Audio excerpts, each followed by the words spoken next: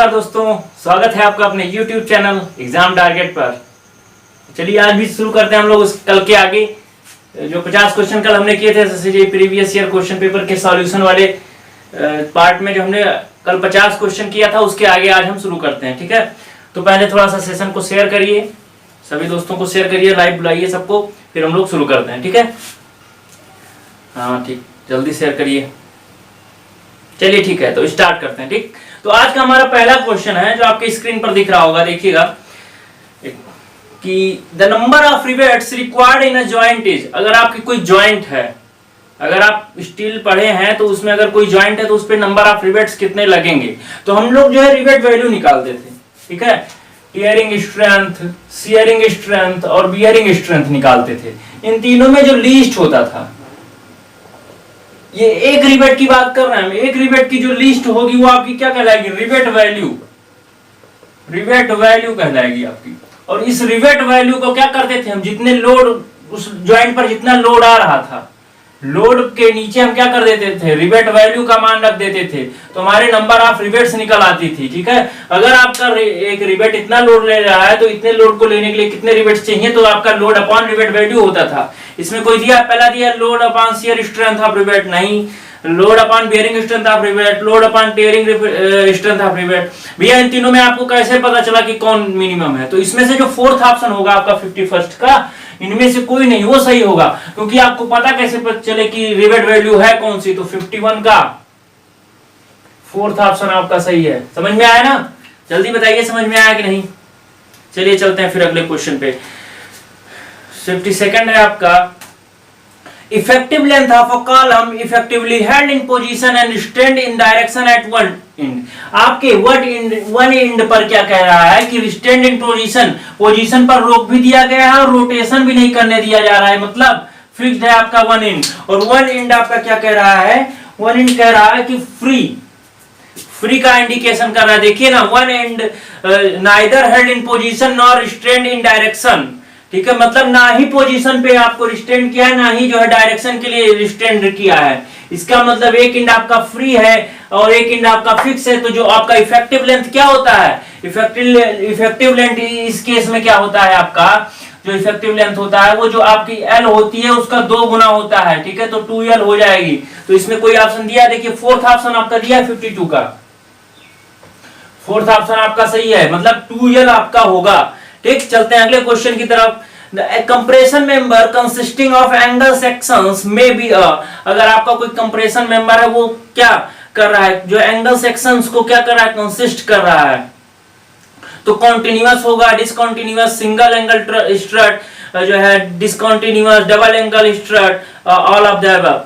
तो देखिए जब आप कंप्रेशन मेंबर बनाते हैं तो ये तीनों कंडीशन हो सकती है। हो सकता है आपका कॉन्टिन्यूअस मेंबर हो, ठीक है, ये आपका ये तीनों आपके क्या है, कॉन्टिन्यूअस मेंबर। लेकिन अगर आप देखा जाए तो यहाँ पे देखिए तीन, ये आपका ये मेंबर आपका क्या हो जाएगा, डिसकॉन्टिन्यूअस मेंबर। ठीक है, तो सारे जो है आपके, अब ये हम तो ट्रस बना के दिखा दिया आपको, लेकिन जितने भी कंप्रेशन मेंबर होते हैं आपको किसी भी प्रकार के होते हैं, हो सकते हैं, कॉन्टिन्यूअस, डिसकॉन्टिन्यूअस, दोनों प्रकार के हो सकते हैं। तो फोर्थ ऑप्शन इसमें भी सही होगा, 53rd का फोर्थ हो जाएगा आपका। ठीक है, समझ में आ रहा है कि नहीं आ रहा है। अगर आपकी कोई क्वेरी है तो आप कमेंट बॉक्स में बताइए हमको। ठीक, चलते हैं अगले क्वेश्चन की तरफ। If the area of cross section of a single angle discontinuous strut is 30 centimetre square, मतलब एरिया आपको दिया है कितना, 30 सेंटीमीटर स्क्वायर दिया है, और क्या दिया है आपको, the allowable working stress corresponding to its slenderness ratio is 625 kg पर सेंटीमीटर स्क्वायर। अलाउबल स्ट्रेंथ आपको दिया है 625 kg पर सेंटीमीटर स्क्वायर। ठीक है, तो the safe load carrying capacity of member, जब आप सेफ लोड कैरिंग कैपेसिटी लेते हैं तो कितना, 0.8 सिग्मा आप निकालते हैं। आप जब पढ़ते होंगे क्या, कंप्रेशन मेंबर करते होंगे तो आप देखते होंगे जो सिग्मा की वैल्यू 0.8 गुना लेते हैं, तो 0.8 इंटू 625 कर देंगे। ठीक है, तो ये आपका स्ट्रेस हो जाएगा। तो लोड कैरिंग कैपेसिटी आपकी क्या हो जाएगी, एरिया इंटू स्ट्रेस, तो लोड कैरिंग कैपेसिटी आपकी ए इंटू सिग्मा हो जाएगा। तो यानी 30 गुणे 0.8 गुणे 625 क्या निकल के आएगा, केजी में निकल के आएगा। अपॉन क्या कर दें आप, 1000 से भाग कर दें तो किस में निकल के आएगा, टन में, क्योंकि आंसर आपका टन में ही शायद दे रहा है, हाँ टन्स में दे रहा है। तो आप कैलकुलेट करके देखिए इसको कितना आ रहा है। ठीक है, एक मिनट कैलकुलेटर, एक कैलकुलेट करिए इसको, 30 इंटू 0.8 इंटू 625 कितना आ रहा है, 15,000 केजी यानी 15 टन। कितना आ रहा है आपका, 15 टन आ रहा है। ठीक है, समझ में आया ना। यहाँ पे आपको बस एक ही चीज ध्यान देना था कि 0.8 लेना था। बहुत मतलब आप क्वेश्चन देखेंगे तो तुरंत आप एरिया से क्या किए, स्ट्रेस को गुणा कर दिया, आपका आंसर ऑप्शन भी मिल जाएगा, शायद पहला ही ऑप्शन आपको मिल जाए ऐसा। ठीक है, लेकिन तो गलत हो जाएगा आपका। 0.8 सिग्मा आप करते हैं, देखें आप क्वेश्चन करते होंगे किसके, स्टील में, आप कंप्रेशन मेंबर के, तो आप ऐसा करते होंगे। ठीक है, समझ में आ रहा है ना चीजें। ठीक है, तो 54th का आपका कौन सा हो जाएगा, 54th का थर्ड। चलते हैं अगले क्वेश्चन पर चलें। चलिए ठीक है, 56 है आपका, 54th के बाद 55 हाँ 55 है आपका। If the depth of 2 column section are equal, दो कॉलम सेक्शन है उसके जो है डेप्थ क्या है, इक्वल है, then the column splice is provided. देखिए कॉलम स्प्लाइस आपको कब, कॉलम स्प्लाइस है, टेंशन स्प्लाइस, जो भी आप कह सकते हैं, कब प्रोवाइड की जाती है, स्प्लाइस कब आपकी दी जाती है। मान लीजिए एक आपका सेक्शन इतना चौड़ा है, किसका चौड़ा है, तो यहां पर आप क्या कर सकते हैं, यहां पर आप जो है एक प्लेट लगा देते हैं। ठीक है, तो जब आपका सेक्शन दोनों का इक्वल है, दोनों का इक्वल है, तो आप क्या करेंगे, इस जो है स्प्लाइस नहीं प्रोवाइड कराएंगे। ठीक है, तो कौन सा फोर्थ ऑप्शन इसमें सही हो जाएगा, नन ऑफ द अबव या none of this, fourth option आपका सही हो जाएगा 55 का फोर्थ ऑप्शन। ठीक है, कोई स्प्लाइस आप नहीं देंगे, अगर सेक्शन आपका इक्वल है तो आप कोई स्प्लाइस नहीं प्रोवाइड कराएंगे। चलते हैं अगले क्वेश्चन की तरफ, 56 की तरफ चलते हैं। 56 हमारा, when a tension member is made of 4 angles with a plate as web and the allowance of 4 is made as. ठीक है, आपका जो टेंशन मेंबर बनाया जा रहा है वो एक बेब प्लेट है और 4 एंगल सेक्शन है। ठीक है, तो देखिए कैसे इसको अरेंजमेंट किया जाएगा। ये आपकी वेब प्लेट हो गई। ठीक है, वेब प्लेट हो गई, इसमें 4 एंगल्स को आपको अरेंज करना है। ठीक है, तो आप कैसे अरेंज करेंगे। ठीक है, एक एंगल आपका ऐसे हो जाएगा यहाँ पे। ठीक, एक एंगल ऐसे अरेंज हो गया, इसके साथ आप दूसरा एंगल इसके साथ ही अरेंज कर देंगे। ठीक है, ये आपका हो गया। तीसरा ऐसे आपका ऐसे हो जाएगा यहाँ पे, चौथा आपका यहाँ पे हो जाएगा। ठीक, ये आपकी प्लेट हो गई, वेब प्लेट। तो आप होल कैसे करेंगे इसमें, देखिए एक होल आप यहाँ पे करेंगे, एक होल यहाँ पे करेंगे, तो आपका जॉइंट हो गया। तो देखिए ना, आपका जो एंगल सेक्शन है उस पे एक होल आ रहा है, प्रत्येक एंगल सेक्शन में आपके एक होल बन रहा है, लेकिन आपकी वेब प्लेट में एक होल यहाँ बन गया, एक होल यहाँ बन गया। तो एंगल सेक्शन में आप देखेंगे each one hole in each angle section and 2 hole in web plate. देखिए कोई ऑप्शन है ऐसा, 1 hole for each angle and 2 holes for the web. Third option आपका सही है इसमें, 56 का थर्ड ऑप्शन। समझ में आया ना, ऐसे अरेंज करेंगे आप टेंशन मेंबर को। ठीक, चलते हैं अगले क्वेश्चन की तरफ। The beam outside of a wall up to floor level above it is known as. आपके फ्लोर लेवल से बाहर जो बीम निकली होती है उन्हें क्या कहते हैं, स्पैंड्रल बीम कहते हैं। बाकी रैफ्टर ट्रस में होता है, लिंटर आप जानते हैं दरवाजों के ऊपर या खिड़कियों के ऊपर दिया जाता है, तो क्या हो जाएगा यहाँ पे, मेनली दरवाजे के ऊपर ही दिया जाता है। तो आपका क्या रहेगा यहाँ पे, स्पैंड्रल बीम। 57 का थर्ड, समझ में आया ना। चलते हैं अगले क्वेश्चन की तरफ। अगला क्वेश्चन हमारा क्या है, 58 क्या है, for a rectangular section the ratio of maximum and average shear stress. आपको पता है रेक्टेंगुलर सेक्शन के लिए टाउ मैक्स जो होता है आपका, टाउ मैक्स बराबर होता है क्या, टाउ 1.5 इंटू टाउ एवरेज। ठीक है, तो tau average, tau max upon tau average क्या हो जाएगा, 1.5। ठीक है, तो क्या हो जाएगा, कौन सा ऑप्शन इसमें, पहला ऑप्शन 58 का फर्स्ट ऑप्शन आपका सही हो जाएगा।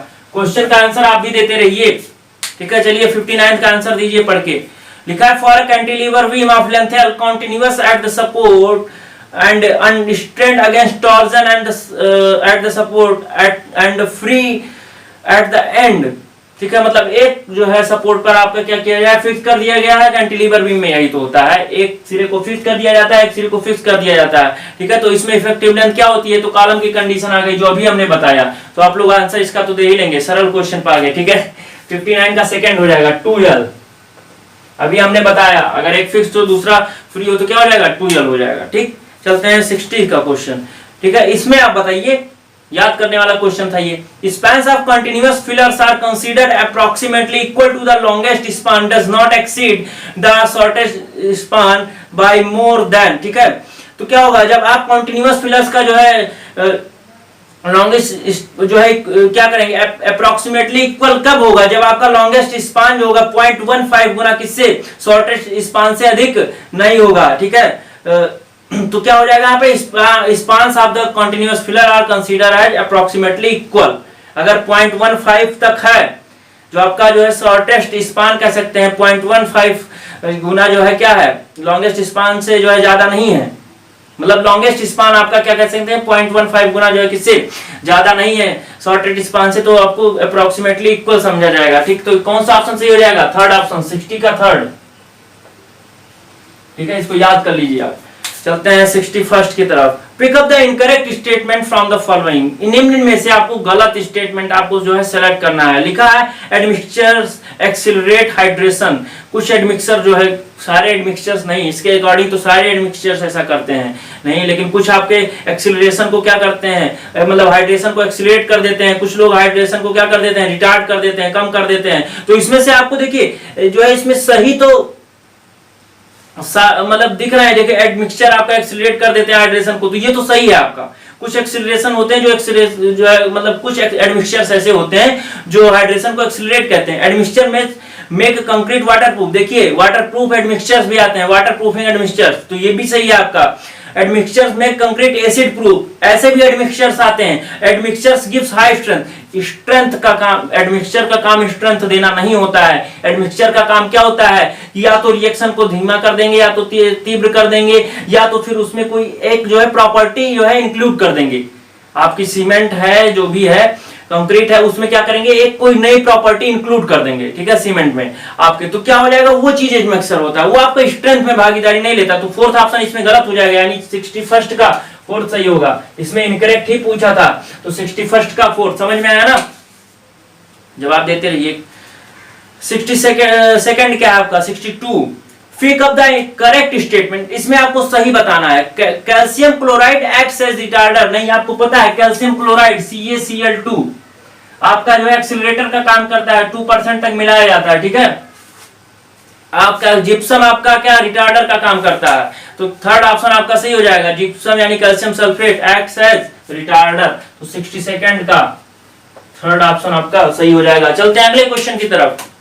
द हाई टेम्परेचर, जब टेम्परेचर आपका अधिक है तो देखिए कुछ मात्रा में टेम्परेचर जो है आपकी स्ट्रेंथ को बढ़ाता है। मतलब टेम्परेचर अगर रूम टेम्परेचर 27 डिग्री तक जो है अगर आपके कंक्रीट यहाँ आप कर रहे हैं, तो क्या होगा कि जो है आपकी रिएक्शंस जो चलती हैं वो रिएक्शन आपकी परमानेंटली चलती रहती हैं, अच्छे ढंग से चलती हैं, तो क्या होगा आपका स्ट्रेंथ जो है बढ़ता है। लेकिन आप हाई टेम्परेचर की बात करेंगे तो स्ट्रेंथ आपके कंक्रीट की घट जाएगी, क्योंकि जो है जल्दी से रिएक्शन हो जाएगा और कंप्लीटली रिएक्शन नहीं हो पाएगा। उससे क्या होगा कि आपकी कंक्रीट जो है जल्दी कठोर हो जाएगी, लेकिन पूरी स्ट्रेंथ नहीं गेन कर पाएगी, तो वहां पे स्ट्रेंथ रिड्यूस्ड हो जाती है। तो कौन सा ऑप्शन हो जाएगा, decrease the strength of concrete, तो सेकंड ऑप्शन आपका सही हो जाएगा, 63 का सेकंड।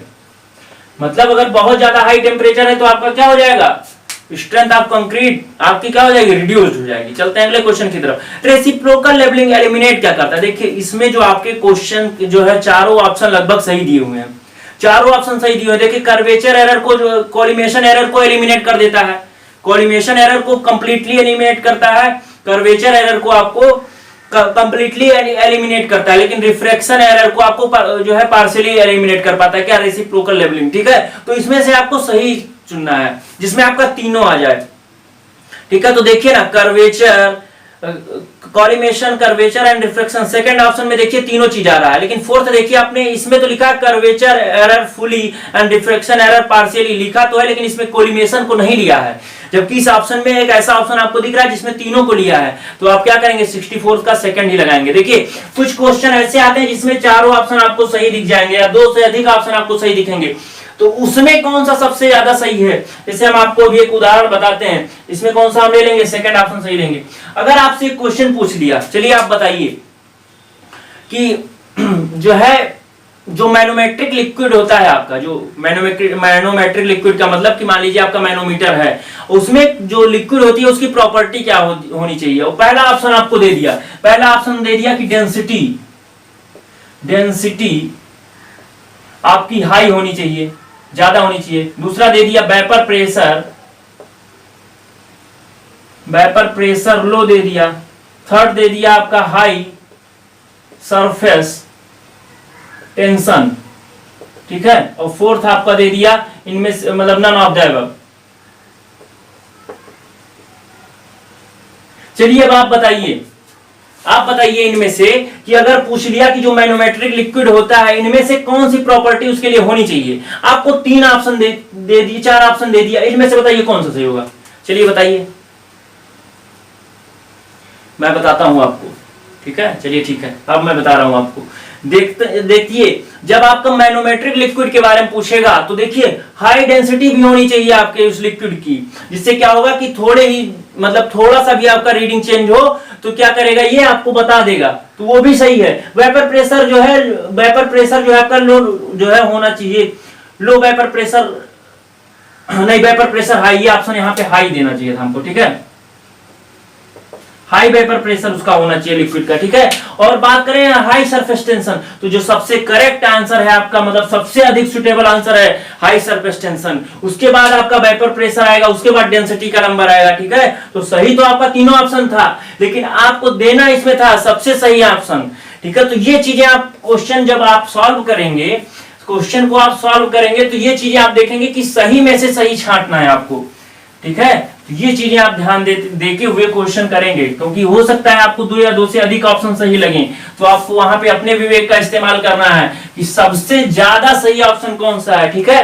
चलते हैं अगले क्वेश्चन की तरफ। 64 का आपका सेकंड सही हो गया। अगले क्वेश्चन पे चलते हैं 65। प्रॉपर प्रोपोर्शनिंग ऑफ कंक्रीट इंश्योर, मतलब आपकी कंक्रीट है उसमें अगर प्रोपोर्शन आपके जो है सारे प्रॉपर है तो आपको क्या सुनिश्चित करते हैं आपके लिए, तो कह रहा है डिजायर्ड स्ट्रेंथ एंड वर्केबिलिटी। देखिए पहला ऑप्शन आपका सही है। आप अगर प्रोपोर्शन ग्रेडिंग इसको बोलते हैं, अगर आपकी कंक्रीट की ग्रेडिंग सही कर रहे हैं तो वर्केबिलिटी सही होगी, स्ट्रेंथ सही होगी, मतलब हर चीज आपका सही मिलेगा। डिजायर्ड ड्यूरेबिलिटी भी आपको मिलेगी, वाटर टाइटनेस सरफेस भी मिलेगा अगर ग्रेडिंग है, क्योंकि वहां पे आप ग्रेडिंग करेंगे तो वहां पे वाइट्स बहुत कम मिलेंगे, मतलब वाइट्स ना के बराबर हो जाएंगे, क्योंकि जब आप ग्रेडिंग एग्रीगेट में जाते हैं तो सबसे बड़े एग्रीगेट को उसके छोटा वाला वाइट्स भरता है, फिर उससे छोटा मतलब वाइट आपका ब्लॉक हो जाते हैं, तो वाटर टाइट स्ट्रक्चर प्राप्त होता है। तो इसलिए आपका इसमें चारों ऑप्शन सही हो जाएंगे, मतलब फोर्थ ऑप्शन आपका सही होगा, ऑल ऑफ द अबव। 65 का फोर्थ। चलते हैं अगले क्वेश्चन की तरफ। क्योरिंग क्या है, तराई क्या करते हैं, किस लिए किया जाता है। Reduce the shrinkage of concrete, और क्या, जब आपको पानी उचित मात्रा में प्रयोग मिलता रहेगा जो है कंक्रीट को, तो अपने रिएक्शंस करता रहेगा तो श्रिंकेज कम होगा। Preserve the properties of concrete, concrete के जो प्रॉपर्टीज को प्रिजर्व करता है और बढ़ाता भी है। फिर prevent the loss of water bye evaporation, ठीक है। जब पानी आप प्रोवाइड कराएंगे, जो आप सरफेस पे जो वाटर प्रोवाइड करेंगे उनका, तो वही जो सरफेस वाला वाटर होगा वही इवेपोरेट होगा। जो कंक्रीट द्वारा या सीमेंट द्वारा जो रिएक्शन करने के लिए वाटर यूज किया जा रहा है वो इवेपोरेट नहीं होगा, उसको एलिमिनेट करेगा। यहाँ पे जो आपका इवेपोरेशन दिया है वो एक्चुअली में जो सरफेस पे आप क्योरिंग वाटर प्रोवाइड कर रहे हैं उससे मतलब नहीं है, जो आपके सीमेंट के जो हाइड्रेशन के लिए जो वाटर यूज हो रहा है उससे जो आपका क्या मतलब है इसका, इवेपोरेशन का, ठीक है। तो यहाँ पे आपका ऑल ऑफ द अबव सही हो जाएगा 66 का फोर्थ। समझ में आ रहा है कि नहीं भैया, बताते रहिए। अगला क्वेश्चन है आपका, the effective working time is 7 hours and per batch of concrete is 3 minute. The output of concrete mixer of 150 litre capacity is, मतलब अगर आपका जो है 7 घंटे क्या कर रहे हैं आप, जो है कंक्रीट मिक्सचर चला रहे हैं और 3 मिनट एक बैच को जो है मिक्स करके निकालने में 3 मिनट का समय लग रहा है, और 150 लीटर एक बार में जो है निकल रहा है, तो 7 घंटे में कितनी कंक्रीट आपकी निकलेगी, ठीक है। टाइम आपका दिया है 7 घंटा, 7 आवर्स, यानी 7 गुणे 60 मिनट, ठीक है। और आपका पर बैच का टाइम कितना दिया है, पर बैच टाइम पर बैच के लिए दिया है 3 मिनट, ठीक है। और कैपेसिटी दिया है आपको 150 लीटर पर बैच की, ठीक है। तो आपको निकलेगा कैसे, देखिए पहले याद करते हैं, टोटल कैपेसिटी निकालेंगे।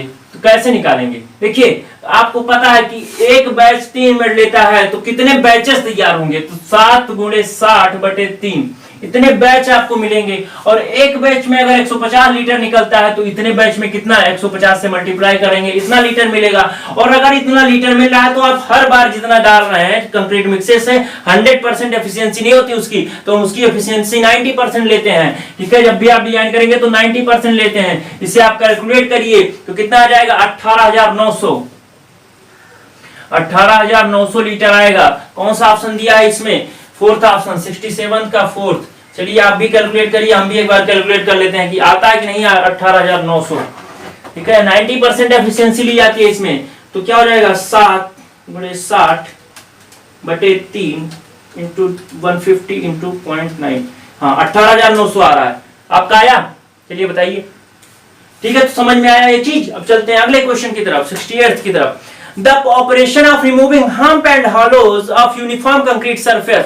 तो जो कंक्रीट आप बिछा देते हैं, छत आप स्लैब आप ढाले, तो उसमें क्या करते हैं, जो बड़े बड़े देखेंगे हम्प एंड हॉलोज, मतलब क्या हो गया कि कहीं उफरा सरफेस होगा, कहीं जो दबा हुआ सरफेस होगा, तो उसको क्या करेंगे आप? रिमूव करेंगे। तो उसके लिए क्या करते हैं? स्क्रीडिंग करते हैं। क्या करते हैं? स्क्रीडिंग। अब तो स्क्रीडिंग कौन सा ऑप्शन दिया है? सेकेंड ऑप्शन, 68 का सेकेंड ऑप्शन आपका क्या है? सही है, नीचे नहीं दिख रहा होगा। चलिए ठीक है, मिटा देते हैं। तो 68 का सेकेंड ऑप्शन आप लोग समझ रहे हैं ना। चलते हैं अगले क्वेश्चन की तरफ।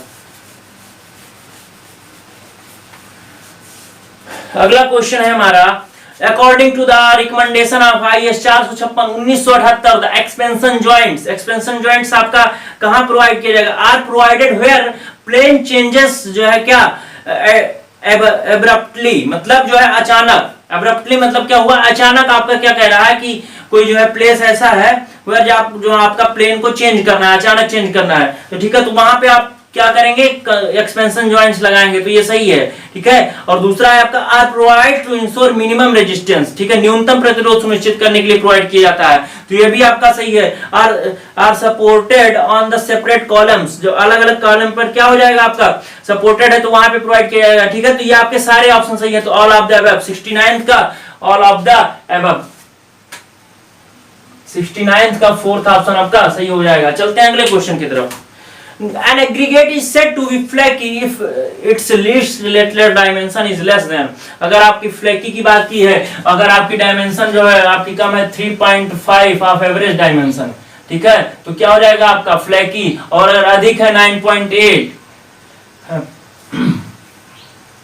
9.5 ऑफ एवरेज डायमेंशन से ज्यादा है, ये कम है तो आपका फ्लैकी कहलाएगा, ये ज्यादा है तो आपका क्या कहलाएगा? एलोंगेटेड कहलाएगा। ठीक है, तो कौन सा ऑप्शन? 3/5। थर्ड ऑप्शन आप देखिए सही है, 70 का थर्ड ऑप्शन आपका क्या है? सही है।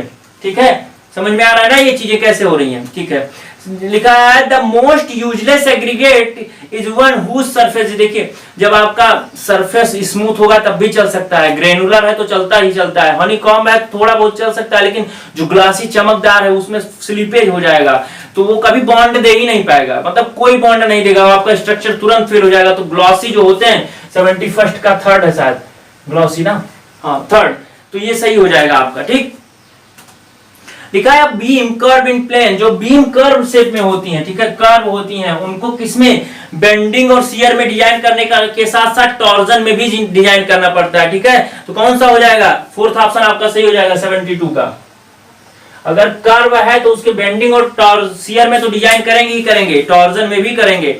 अगले क्वेश्चन पे, pick up the correct statement from the following. लिखा है the free water is the amount of water added while mixing and the amount of water held on the surface of aggregate prior to mixing. ठीक है, तो free water यही होता है जो mixing के समय आपको मिलाया जाता है। ठीक है, अगला, और देखिए जो सरफेस पे वाटर अवेलेबल होता है एग्रीगेट को, उसको भी आप इंक्लूड कर लेते हैं वाटर सीमेंट रेशियो में। ठीक है, तो उतना कम पानी आप मिलाते हैं, तो ये फ्री वाटर आपका कहलाएगा।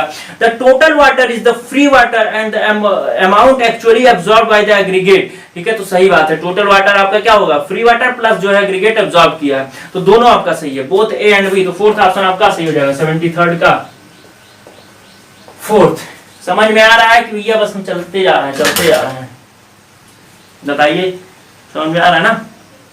ठीक है, चलते हैं अगले क्वेश्चन की तरफ।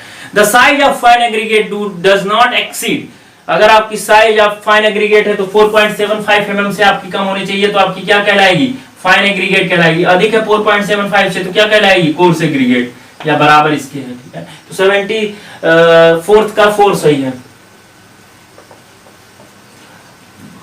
अब बात करते हैं अगले क्वेश्चन की तरफ। अगला क्वेश्चन है हमारा, which of the following test is used to test aggregate for Tie's abrasion। Abrasion test की बात किया है तो आप डेवल टेस्टिंग मशीन से क्या करते हैं, ट्रीजन टेस्ट, उसमें भी आपको एब्रेशन ज्ञात होता है। डोरी एब्रेशन टेस्ट से आप क्या करते हैं, एब्रेशन टेस्ट करते हैं, उसमें भी आपको एब्रेशन पता चलता है।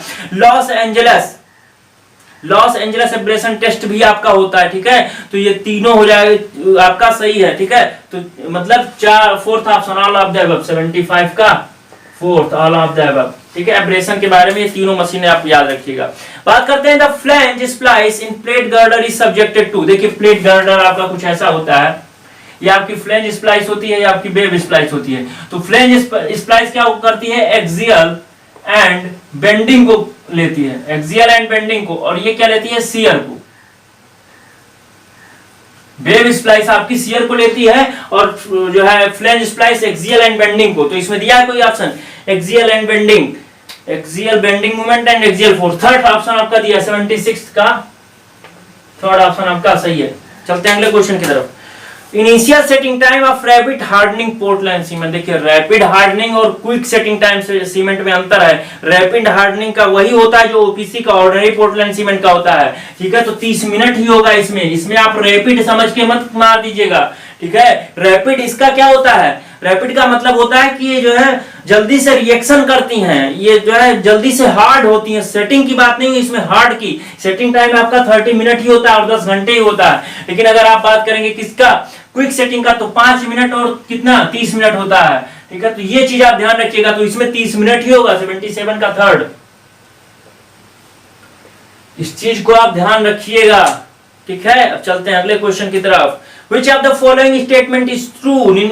इसमें से कौन सा सत्य है। Addition of pozzolana to cement concrete decrease workability. भाई पोजोलाना को मिलाया इसीलिए जाता है कि आपकी वर्केबिलिटी को बढ़ा दे, पहला गलत हो गया। Addition of pozzolana to cement increase strength. Pozzolana का स्ट्रेंथ से कोई मतलब नहीं होता है, ठीक है। ये आपका बस एक कह सकते हैं कि स्ट्रेंथ इससे डिक्रीज भी नहीं होती है, बस एक इकोनॉमिकल सीमेंट को बना देता है, ठीक।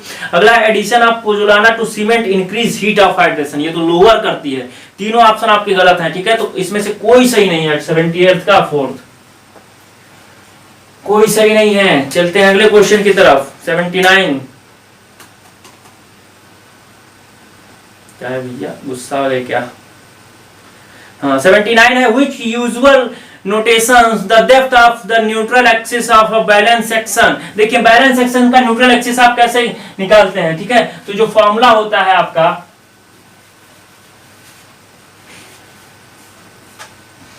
m sigma CBC upon sigma ST equal to x upon d minus x, ठीक है। यही आपका यहाँ से आप क्या निकालते हैं, x की वैल्यू जो आपके बैलेंस सेक्शन की होती है, जिसे आप क्रिटिकल न्यूट्रल एक्सिस कहते हैं, ठीक है। तो इसमें जो नोटेशंस दिया इसके आधार पर mc upon t equal to n upon d minus n। Fourth option देखिए आपका सही है, फोर्थ ऑप्शन सही है 79 का।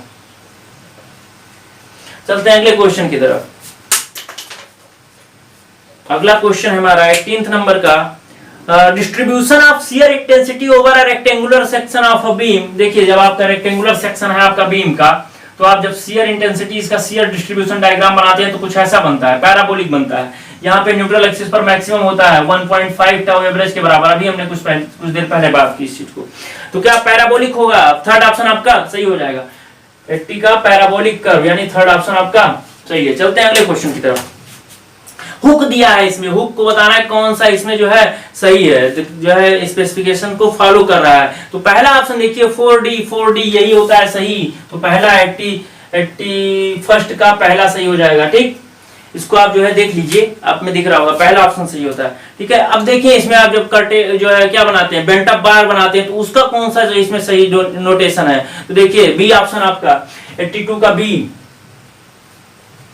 सही हो जाएगा, ठीक है। ये तो बस आपको फिगर देख के पहचान लेना था। बात कर रहे हैं 83rd का।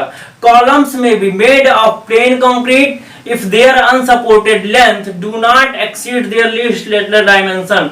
देखिए जब आपका पेडेस्टल होता है, पेडेस्टल क्या होता है कि उसको जो है आप उसमें रिइंफोर्समेंट नहीं प्रोवाइड करते हैं वो एक तरीके से, मतलब तो उसका लीस्ट लेटरल डायमेंशन कितना होता है, 3 टाइम्स ऑफ द बी या डी, ठीक है। तो उससे आपका क्या होगा, जब उससे अधिक नहीं है, मतलब उससे कम है, तो आप क्या करेंगे, उसे पेडेस्टल बोलते हैं और उसमें रिइंफोर्समेंट की आवश्यकता नहीं होती, तो उसे प्लेन सीमेंट कंक्रीट से बनाया जाता है। तो कौन सा हो जाएगा, सेकंड ऑप्शन, 83rd का सेकंड सही हो जाएगा। चलते हैं अगले क्वेश्चन की तरफ। The effective span of a simply supported slab, जो सिंपली सपोर्टेड स्लैब है उसका इफेक्टिव स्पान कितना होना चाहिए। सिंपली सपोर्टेड स्लैब का इफेक्टिव स्पान आप समझते हैं कि सेंटर से सेंटर के बीच की दूरी, मान लीजिए आपका स्लैब है, यहाँ पे आपका यहाँ से सेंटर के बीच की दूरी आपका इफेक्टिव स्पान कहलाएगी, ठीक है। तो कौन सा, distance between centre of bearings, ठीक है, clear distance between the inner face of the wall plus twice of the thickness of wall, clear span plus effective depth. देखिए ये आपका डेप्थ जो है, हाँ आपको एक चीज और बता दें, ये हमने सिंपली सपोर्टेड बीम का बता दिया, और जो आपका सिंपली सपोर्टेड स्लैब होता है वो clear span plus effective depth के बराबर होता है, ठीक है। इन दोनों में से जो आपका क्या हो, इन दोनों में से जो आपका कम हो वही लिया जाता है, ठीक। तो आपका क्या हो जाएगा, थर्ड ऑप्शन आपका सही हो जाएगा, clear span plus effective depth, 84th का थर्ड। वैसे आप ये चीज ना समझिए इसमें, ठीक है, ये जो है बीम के लिए होता है सेंटर टू सेंटर, स्लैब के लिए क्या होता है, LC प्लस D, मतलब डेप्थ ऑफ जो है क्या, depth of slab plus clear span, ठीक, ये चीज आप इसमें समझिए। चलते हैं अगले क्वेश्चन की तरफ, 85 की। The bed of reinforced concrete is generally taken as, reinforced concrete का कितना लेते हैं, 25 किलोन्यूटन पर मीटर क्यूब, और जो प्लेन की 24 किलोन्यूटन पर मीटर क्यूब, ठीक है। तो इसमें पूछा किसका है, पूछा है आपका रिइंफोर्स्ड का, तो फोर्थ ऑप्शन आपका किलोग्राम में सही हो जाएगा। चलते हैं अगले क्वेश्चन की तरफ। अगला क्वेश्चन है हमारा, bottom bars under the columns are extended into their interior of the footing slab at a distance greater than, आपको पता है ना 42 आपने पढ़ा होगा, 42 वही चीज होता है इसमें। तो इसमें से लेकिन सही कौन सा होगा, 42 diameter from the inner edge of the column, नहीं, the 42 diameter from the outer edge of the column। तो थर्ड ऑप्शन आपका सही हो जाएगा, आउटर एज से, 86 का थर्ड ऑप्शन आपका सही हो जाएगा, आउटर एज से कितना, 42 ऑफ डायमीटर, 42.5। चलते हैं 87 की तरफ। A pile of length L carrying uniformly distributed load W per meter length is suspended at the center and from other 2 points 0.15 L from either end the maximum hogging moment will be। देखिए इसमें कहा क्या है, देखिए आप इसको ध्यान से पढ़िए। तो ये एक जगह जो है सेंटर पे ये पाइल आपकी सस्पेंडेड है, और दो जो है इंड से, एक जगह आपका सेंटर पे है और दो जगह और कहां पे है, 0.15 L कहां, एंड से, दोनों एंड से है, ठीक है। तीन जगह सस्पेंडेड है, 3 पॉइंट पर क्या है ये आपका सस्पेंडेड है, ठीक है। तो यहां पे क्या हो जाएगा आपका बेंडिंग मोमेंट, तो यहां पे जो आपका मोमेंट होता है वो WL²/90 होता है, ठीक है। अगर 1 पॉइंट पे सस्पेंडेड है तो WL²/8 कह सकते हैं आप, ठीक है। अगर 2 पॉइंट पर सस्पेंडेड है तो WL²/47, और ये कितना होता है, ये और ये जो दो पॉइंट होते हैं वो सस्पेंडेड कितनी दूर पे होते हैं, तो एंड से कितना, 0.207 L पर। ये चीज आप नोट कर लीजिए। अगर आपकी जो है क्या, तीन जगह पर सस्पेंडेड है आपकी पाइल और एंड से 0.15 L, दोनों एंड से 0.15 L और एक सेंटर पे है, तो WL²/90 होगा। अगर वन एंड पे सस्पेंडेड है तो WL²/8 होगा। टू एंड पे सस्पेंडेड है और एंड से जो क्या है आपका, क्या 0.207 L पर सस्पेंडेड है, 2 पॉइंट पर, तो क्या हो जाएगा WL²/47। तो इसमें 3 पूछा है तो फोर्थ ऑप्शन सही हो जाएगा आपका, 87 का फोर्थ, WL²/90, ठीक है। तो ये आपको समझ में आया ना, ये चीज याद कर लीजिए आप। Cantilever retaining walls can be safely be used for a height not more than, ये आपने सभी लोगों ने पढ़ा होगा, 60 मीटर। तो कौन सा हो जाएगा, फोर्थ ऑप्शन, 88 का फोर्थ, 88 का फोर्थ सही हो जाएगा। चलते हैं अगले क्वेश्चन की तरफ।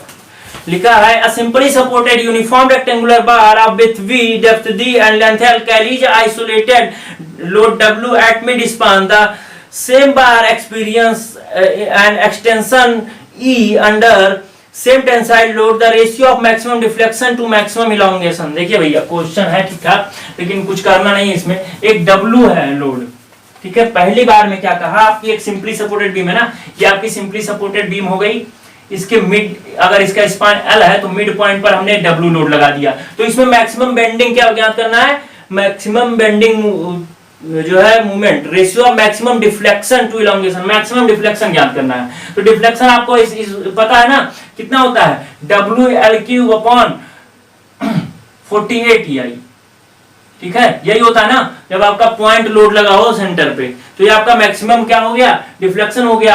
अब इसने कहा है कि अगर आपका जो है सेम लोड हो आपकी इस बीम पर और क्या किया जाए, एक्सियल लोड W के बराबर लगा दिया जाए, तो इसमें एक्सटेंशन कितना होता है E का, तो E बराबर क्या हो जाएगा, WL अपॉन AE, ठीक है। डेल्टा L क्या होता है, FL अपॉन AE होता है, तो WL अपॉन AE हो जाएगा। तो चलते हैं बात करते हैं, और ये जो है सिंपली सपोर्टेड B और D इसका क्या है, क्रॉस सेक्शन है, तो क्या हो जाएगा WL upon B into D into E हो जाएगा, ठीक है। और I में क्या कर देंगे आपको, डिफ्लेक्शन आपका क्या हो जाएगा, WL³ upon 48 E into BD³ into 12 हो जाएगा, ठीक है। तो 12 चौक 48, मतलब WL³ अपॉन 4E BD³, ठीक है। तो इसमें किसका किसका रेशियो पूछा है आपका, मैक्सिमम डिफ्लेक्शन और इलोंगेशन का, तो डेल्टा अपॉन E कर दीजिए आप, WL³ upon 4E BD³ into B into D into E upon WL, ठीक है। W से WL स्क्वायर हो गया, यहाँ पे E गया आपका BD², ठीक है। तो क्या हो जाएगा, W मतलब L square upon 4 D square, L square upon 4D², ठीक है। तो वही चीज आप इसको लिख सकते हैं L/2D का होल स्क्वायर, यही दिया है ना, दिया है ना ऑप्शन, थर्ड ऑप्शन देखिए, L अपॉन 2D का होल स्क्वायर, थर्ड ऑप्शन आपका सही हो जाएगा, 89 का थर्ड ऑप्शन। कुछ रहता नहीं है, बस आपको क्या कैलकुलेशन करना होता है, ठीक है, समझ में आना ये चीज। चलते हैं हम 90 क्वेश्चन की। The maximum deflection due to load W at the free end of cantilever beam of length L having flexibility, है तो आपको पता है ना, WL³ upon 3EI maximum deflection. तो कौन सा ऑप्शन हो जाएगा, फोर्थ ऑप्शन आपका सही हो जाएगा, 90 का फोर्थ सही हो जाएगा, ठीक है। चलते हैं अगले क्वेश्चन 91 की तरफ। If the normal stress due to, अच्छा इसको आपको हम बताते हैं, रिलेशन आपको पूछा है कि अगर आपका कुछ इस तरह का स्ट्रक्चर है, मान लीजिए आपका कोई यहां पे ना करके यहां बताते हैं आपको, ठीक है। ये आपका सेक्शन हो गया, यहाँ पे सिग्मा 2 लग रहा है, हम बताएंगे यहाँ सिग्मा 2 क्यों लगा रहे हैं, यहाँ सिग्मा 1 क्यों लगा रहे हैं। देखिए इसमें क्वेश्चन पहले पढ़ते हैं। If the normal stress due to longitudinal and transverse load on a bar of sigma 1 and sigma 2 respectively, the normal component of the stress of an inclined plane theta degree to the longitudinal load, longitudinal load किसको बताया, sigma 2 को, और sigma 2 से theta degree पर किया है, तो हम सिग्मा 2 से मतलब सिग्मा 1 को बताया लॉन्गिट्यूडनल, तो सिग्मा 1 आपका मान लीजिए इसके पैरेलल है, तो इससे थीटा डिग्री पर आपने एक क्या इंक्लाइंड प्लेन ले लिया, इस इंक्लाइंड प्लेन पर आपने Pn लगा दीजिए। अब देखिए सिग्मा 1 हम यहाँ पर लिखते हैं, सिग्मा को ना लिख के सीधा हम लोड को लिखते हैं, ठीक है। तो ये आपका हो जाएगा P1, ये हो जाएगा P2 और P2, ठीक है। तो स्ट्रेस क्या हो जाएगा, देखिए मान लीजिए ये A हो गया, ये B हो गया, ये आपका C पॉइंट हो गया, ठीक है, प्लेन आपका AC हो गया, ठीक है। तो आप अगर Pn की बात करें, Pn जो आपका इधर आ रहा है नॉर्मल लोड की बात करें, तो देखिए यहां पर इसकी अगर क्रिया रेखा बढ़ाया जाए तो ये ऐसे होगा, तो P2 का कॉस वाला, P2 का कॉस थीटा, देखिए ये भी थीटा के बराबर होगा ना, और P1 का साइन थीटा के योग के बराबर हो जाएगा, ठीक है। ये Pn आपका निकल के आएगा, P2 का कॉस थीटा और P1 का साइन थीटा, ठीक, ये चला है आपका। अब बात करते हैं Pn की, तो Pn बराबर क्या हो जाएगा, सिग्मा n अपॉन एरिया, किसका एरिया, इस AC का एरिया, ठीक है, इक्वल टू P2 आपका क्या हो जाएगा, सिग्मा 2 अपॉन एरिया, किसका एरिया, AB का area into cos theta, plus P1 क्या हो जाएगा, सिग्मा 1 अपॉन एरिया, किसका, BC का एरिया इंटू साइन थीटा। समझ में आया ना। अब देखिए अगर आप AB का एरिया निकालते हैं, देखिए तो कॉस थीटा अगर आप लेंगे, कॉस थीटा क्या हो जाएगा, आधार बटे कर्ण, मतलब AC upon AB upon AC, तो यानी AB आपका निकल के आएगा क्या, AC कॉस थीटा, ठीक है, यहां से AB निकल के आया। ऐसे जब आप BC निकालेंगे तो BC निकल के क्या आएगा, AC साइन थीटा, देख लीजिए करके निकल के आया। अब रखिए Pn में, तो सिग्मा n आपका हो जाएगा क्या, Pn बराबर हो जाएगा सिग्मा n अपॉन AC की जगह आप क्या रखेंगे, आप AC ही रखिए, ठीक है, AC की जगह पर AC ही रखिए। सिग्मा 2 अपॉन AB की जगह पे आप क्या रखेंगे, AB की जगह पर क्या रखेंगे, अरे यार सुनो ना, स्ट्रेस बराबर क्या होता है, स्ट्रेस बराबर क्या होता है, लोड अपॉन एरिया, तो जो है लोड के बराबर क्या हो जाएगा सिग्मा इंटू ए। तो हम लोग यहाँ बटे में क्यों लिखे हैं, यहाँ पे एरिया इंटू ए बी होना चाहिए, यहाँ पे इंटू बी सी होना चाहिए, ठीक है। एरिया से गुणा करेंगे तभी तो लोड निकल के आएगा, तो लोड को हम एरिया में, लोड को हम स्ट्रेस में लिख रहे हैं, तभी तो जो है एरिया से गुणा करना पड़ेगा हम लोग को। तो सीखा सिग्मा 2 इंटू ए बी को क्या लिखेंगे, ए सी कॉस थीटा इंटू पहले से एक कॉस थीटा है, कॉस थीटा हो जाएगा, ठीक है। अब बात करते हैं प्लस आप sigma 1 into A B C को क्या लिखेंगे आप, ए सी साइन थीटा, और पहले से एक साइन थीटा है, ठीक है। एक एसी जब इधर जाएगा तो इधर की एसी और इधर की एसी कट जाएगी, तो आपका सिग्मा एन बराबर क्या हो जाएगा, sigma 2 cos square theta plus sigma 1 sine square theta. देखिए कोई ऑप्शन इसमें दिया है ऐसा, sigma 1 sine square theta plus sigma 2 cos square theta, second option आपका सही हो जाएगा। कौन से का, 91st का सेकंड सही हो गया ना, समझ में आ गया कि नहीं आया, चलिए बताइए, जल्दी से बताइए। The beam of uniform strength if depth is constant. देखिए यूनिफॉर्म स्ट्रेंथ का मतलब जो आपकी स्ट्रेस है पूरे बीम में समान रहे, ठीक है। तो ये दो चीजों पे डिपेंड करता है। डेप्थ इसकी जो होती है, डेप्थ जब अगर यूनिफॉर्म स्ट्रेंथ की बात करें तो डेप्थ आपकी डायरेक्टली प्रोपोर्शनल होनी चाहिए अंडर रूट एम के, और विड्थ आपकी डायरेक्टली प्रोपोर्शनल होनी चाहिए एम के। कैसे निकलता है आपको पता है, सिग्मा बी बराबर, मतलब सिग्मा बराबर क्या होता है, M upon I into Y. अब मान लीजिए आप एम इंटू वाई की जगह आप क्या रख दीजिए, आप D by two, rectangular section ले लीजिए, डी बाई टू कर दीजिए, ठीक है। ये बी डी क्यूब अपॉन 12 कर दीजिए, ठीक है, बी डी क्यूब अपॉन 12 कर दीजिए, तो क्या निकल के आएगा, सिग्मा बराबर निकल के आएगा M 6m upon B D square, ठीक है। तो यहां से बी डी स्क्वायर आप इधर ले आइए और क्या हो जाएगा 6m बाई सिग्मा, ठीक है। तो b directly proportional to m और d square directly proportional to m है, तो d जब आप लिखेंगे तो अंडर रूट m हो जाएगा, ठीक है। तो ये चीज b directly proportional to m होता है और d अंडर रूट m होता है, यही चीज आपसे पूछा गया है। तो कौन सा इसमें सही हो जाएगा, width is directly proportional to bending movement, पहला ही ऑप्शन आपका सही है, ठीक है। 92 का फर्स्ट ऑप्शन आपका सही है। विड्थ आपकी डायरेक्टली प्रोपोर्शनल टू m होती है और d आपकी directly proportional to root m होती है, समझ में आया ना। चलते हैं अगले क्वेश्चन की बात करें। इसमें दिया है कि किस पॉइंट के अबाउट अगर हमको determine the force in BD, BD में आपको बीडी मेंबर है जो उसमें आपको फोर्स ज्ञात करना है, तो किस पॉइंट के अबाउट आप क्या लेंगे, जो है मूवमेंट लेंगे तो आपका इक्वेशन सॉल्व हो जाएगा। तो सी के अबाउट ले लेंगे तो सॉल्व हो जाएगा, आप खुद ही देख लीजिए। सी के अबाउट लेंगे तो आपका जो है रिएक्शन भी निकल के चली आएगी सारी, और हर जो है सेक्शन में मूवमेंट भी निकल के चला आएगा।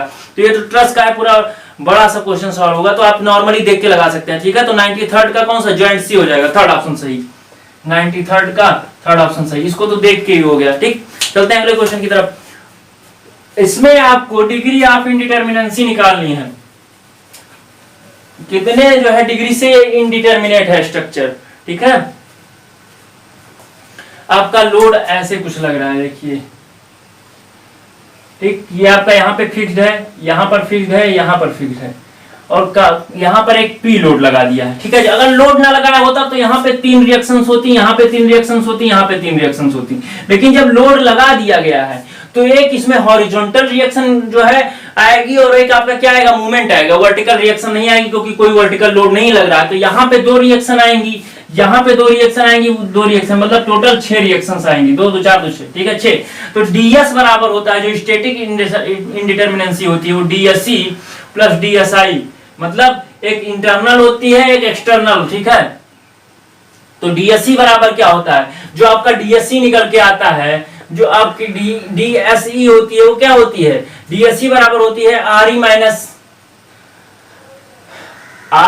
3, ठीक है, प्लेन स्ट्रक्चर के लिए re-3। तो re आपका कितना हो गया, 6 माइनस 3 इक्वल टू 3, ठीक है। कितने रिएक्शन हैं, 6। और dsi बराबर क्या होती है, m माइनस 2j प्लस 3, ठीक है। तो m कितने हो गए, 1 2 3 मेंबर्स, माइनस 2 इंटू जॉइंट्स 4 हो गए, प्लस 3, 4 दूनी 8, 3 3 6, मतलब माइनस 2। तो ds निकल लिया आप 3 माइनस 2, माइनस 1 डिग्री से आपकी क्या है, ये इनडिटर्मिनेट है। कौन सा ऑप्शन सही हो जाएगा, सेकंड ऑप्शन, ठीक है, समझ में आया ना।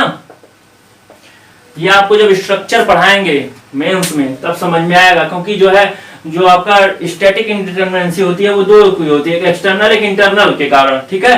तो जो एक्सटर्नल होती है वो जो होती है आपका RE-3 होता है, जो इंटरनल होता है या -2J+3 होता है, ठीक है। तो वहां से निकालेंगे तो आपका 1 आ जा रहा है।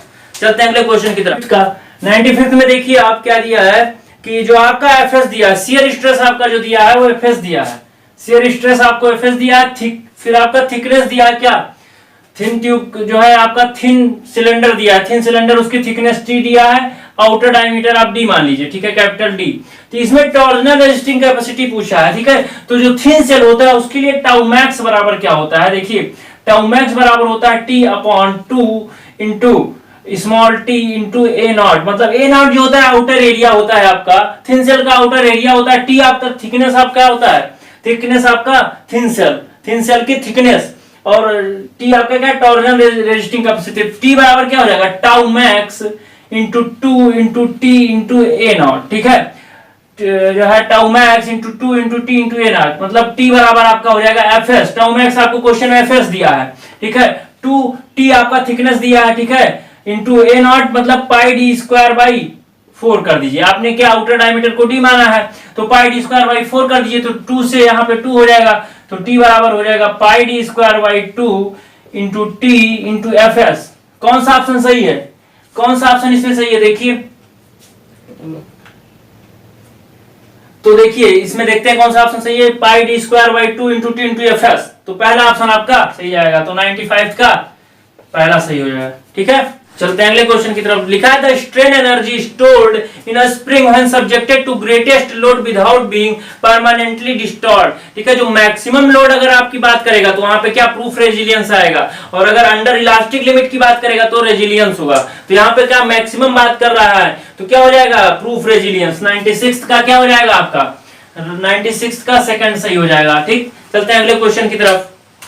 अगला क्वेश्चन है पिकअप द करेक्ट स्टेटमेंट, इसमें से सही बताना है आपको। If in a loaded beam the movement at which the first yield occurs is called yield movement, सही बात है। In a loaded beam the movement at which the entire section of the beam becomes fully plastic called plastic movement, ये भी सही है। In a fully plastic stage the beam the neutral axis divided in the sections in two sections equally, सही बात है आपका। Plastic movement में क्या करते हैं, दो इक्वल सेक्शन में डिवाइड कर देते हैं, तो 97 का फोर्थ सही हो जाएगा, ऑल ऑफ द अबव, 97 का फोर्थ सही है आपका। चलते हैं अगले क्वेश्चन की तरफ। 98 a concentrated load P supported by a free end and a coordinator ring AB whose end be fixed, the ratio of vertical deflection and horizontal deflection, देखिए जो रिंग वाला है ना इसका फॉर्मूला होता है, इसको आप नोट कर लीजिए। वर्टिकल डिफ्लेक्शन का, वर्टिकल डिफ्लेक्शन आपका जो होता है वो होता है π/4 WR3/EI, ठीक है। और जो हॉरिजॉन्टल होता है, हॉरिजॉन्टल डिफ्लेक्शन वो क्या होता है आपका WR3/2EI, तो इनका रेशियो पूछा आप कर दीजिए, ठीक है।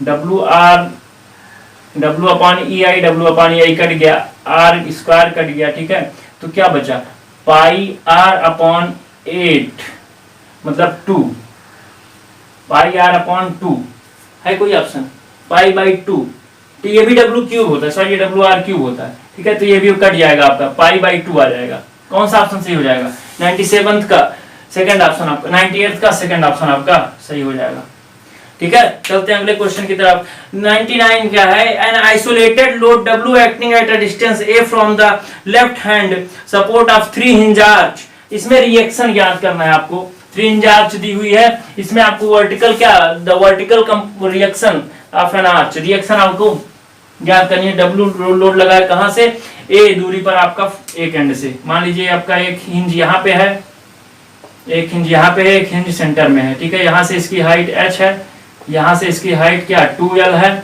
मतलब लेंथ, और यहाँ से A दूरी पर आपका W लोड लगा हुआ है, 3 हिंज आर्च है आपका, ठीक है। तो रिएक्शन RA यहाँ पे होगी, A पॉइंट अगर इसको ले लें, यहाँ पे क्या हो जाएगी RB, अगर यहाँ पे B पॉइंट ले लें, ठीक है, तो क्या हो जाएगा RA प्लस RB बराबर क्या हो जाएगा W, मूवमेंट ले लें अगर A पॉइंट पर, ठीक है, क्योंकि यहाँ पे HA भी लगेगा, ठीक है, तो A पॉइंट पर अगर रिएक्शन ले लें क्या हो जाएगा, RV into 2L equal to क्या हो जाएगा, W इंटू A, तो RB बराबर क्या हो जाएगा, WA बाई 2L, यही आपको याद करना था। कौन सा ऑप्शन सही हो जाएगा, WA बाई 2L, पहला ऑप्शन ही सही हो जाएगा, 99 का फर्स्ट ऑप्शन आपका सही।